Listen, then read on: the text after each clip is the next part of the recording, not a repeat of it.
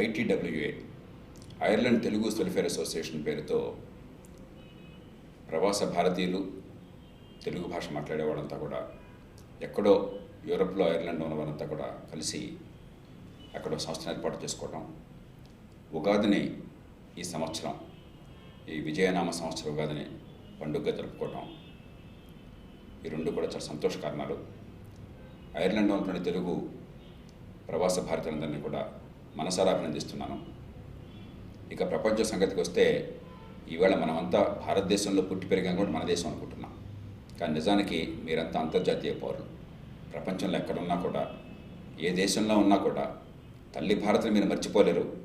అదే సమయంలో ఏ దేశంలో ఉంటే, ఏ దేశం మీకు అవకాశాలు ఇస్తే ఆ దేశం మీది. ఇటు భారతదేశాన్ని, అటు మీరున్న దేశాన్ని రెంటిని సమఉజ్జీలుగా చూసుకుంటూ, సమపాళ్ళలో చూసుకుంటూ రెంటి ఉన్నతి కోసం మీరంతా పోరాడతారు.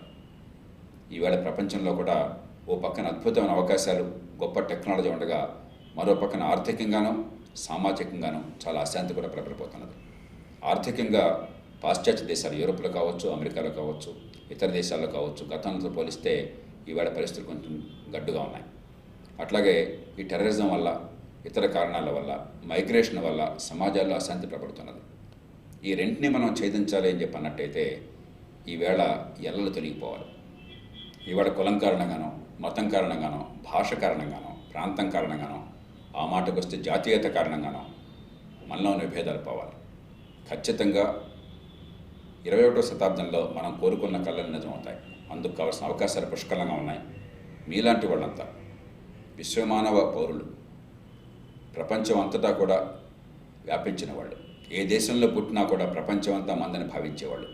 మీలాంటి వాళ్ళంతా, ముఖ్యంగా యువతరం, వచ్చే 20-25 సంవత్సరాల ఒక తరం కాలంలో ఈ ప్రపంచంలో మనమంతా కోరుకున్నటువంటి విశ్వమానవ సమాజ నిర్మాణం చేస్తారన్న విశ్వాసం నాకున్నది.